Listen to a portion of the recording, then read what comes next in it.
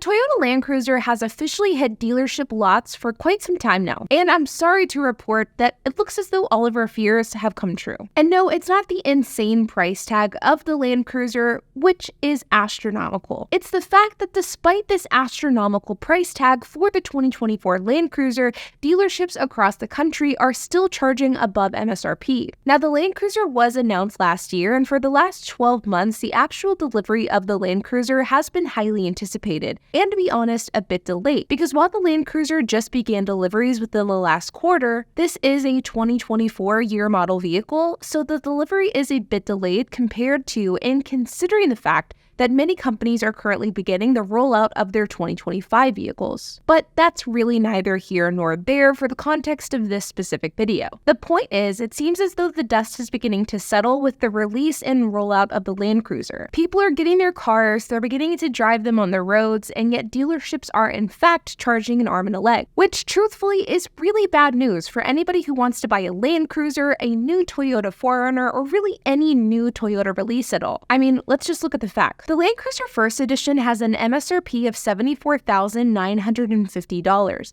But this Toyota dealership is listing it as $77,809. Now, it's actually difficult to tell whether or not this is above MSRP and by how much, because this specific dealership doesn't allow for you to see the window sticker. And while initially I thought that this might be because this vehicle is still in production, so maybe it just doesn't have a window sticker yet, upon further investigation, I found out that this dealership doesn't have the window sticker available for any of the new cars that they're selling. But you can see there are packages included on this car, including quick charging cable package, cargo mat, paint protection film, and more. So we can probably assume that this vehicle is priced above that MSRP of $74,950. And the fact that this dealership does not give MSRP and instead does the Toyota TSRP, or in this case, total SRP, the actual price of this car in relation to MSRP is sort of unclear. And what makes matters worse is that if you want to actually get the price of this car, you have to click Get the Float Price, which takes you to, you guessed it, a form that you have to fill out for a salesperson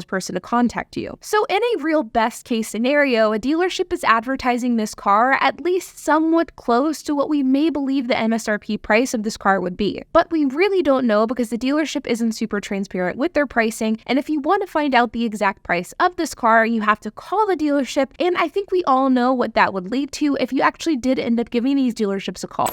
All cars are over MSRP at this point, whether it's dealer markup or dealership addendum, so... Gotcha, and... Do you know what color you're looking for? I mean, at this point, any color I can get. How much is the dealer markup?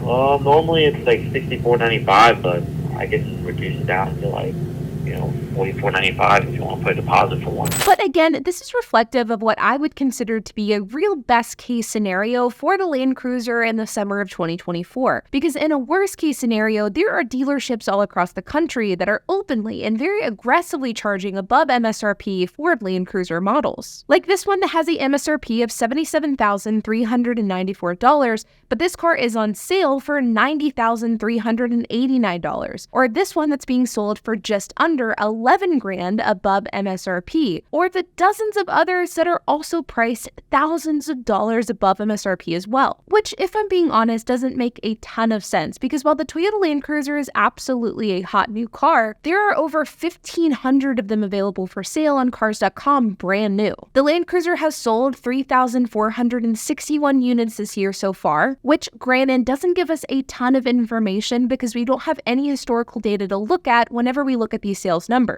We also have to take into account that the Land Cruiser wasn't really selling any units for the first quarter of 2024. But if we want a point of comparison, the 4Runner has sold 66,550 units so far this year. The Highlander has sold 60,108 units this year, and the RAV4 has sold a whopping 248,295 units. And again, I want to offer the big caveat that these numbers don't really mean a whole lot to the overall demand of the Land Cruiser, because this Toyota Land Cruiser is just now being rolled out for the first time. While the 4Runner, the RAV4, the Highlander, and the majority of other vehicles in Toyota's lineup have not only been produced throughout the duration of 2024, but they've also been doing sales and some deliveries throughout the year as well. And of course, the Land Cruiser has not because it is a brand new vehicle. And so while looking at sales data doesn't really tell us a ton about the Land Cruiser demand, looking at Land Cruiser markups does tell us some very valuable information on where the 6th generation Toyota 4Runner may lie with their markups. And I'm gonna be honest, it's not looking good. While we don't know a ton about the 6th generation Toyota 4Runner specifically, we don't know the exact release date, the price, as well as a slew of other details, there are a few things that we do know based off of Toyota in general. First is the fact that Toyota is the lowest inventory automaker out there, at least whenever it comes to mass market automakers. Toyota has 31 days of inventory, while the average automaker has 74 days. So unlike brands like Dodge, Alfa Romeo, Ram, who are discounting cars left and right for consumers, even on a good day, Toyota is not doing the same. That's strike one. Strike two is the fact that the 4Runner is an in-demand vehicle, and the newest generation is the first refresh the 4Runner has seen in a decade. And we can bet on the fact that people are going to want to buy this vehicle simply due to the fact that this is the first time that the new Toyota 4Runner is, well, new. And the third strike is the price, which is, well, very high. Toyota products in general are becoming very, very expensive. In fact, many people believe, and I've seen a lot of criticism online, that by Toyota continuously raising their prices, they are cutting out the customers that made Toyota Toyota. And while the Toyota 4Runner is still absolutely very expensive, it is the cheaper alternative of the two, being the Land Cruiser and the 4Runner. So I believe that there is going to be a segment of buyers who probably would prefer to buy the Land Cruiser, but because of price, they will instead settle for the 4Runner. This is in turn going to create more demand for the 4Runner than for the Land Cruiser. While on the flip side, I personally don't see anybody who prefers the 4Runner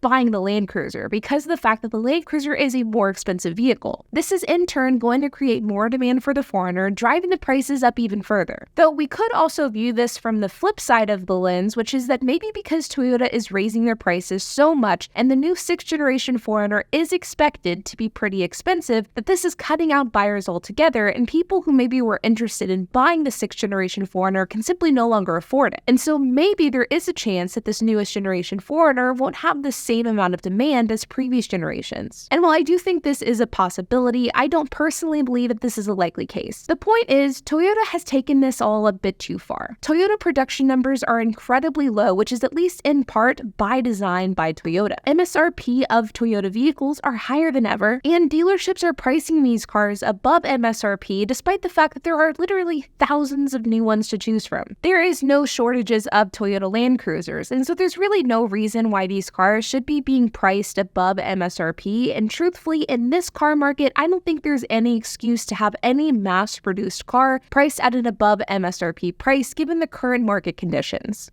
And well, who knows, maybe if the car market continues to worsen, Toyota will finally have the reality check that they really need. And as a result, maybe their dealerships will stop milking dealership markups. The point is, if you are someone who's wanting to buy a new Toyota product within the next year, I would get ready to write a fat check because chances are you're going to have to pay a hefty price for that. Like always, you guys, I hope that you enjoyed this video. If you have any questions, comments, if you have anything to add, I would love to hear it, so make sure to leave a comment down below. And while you guys are at it, make sure to hit the like button, hit that subscribe button, and hit the notification bell, and I will see you guys in the next video.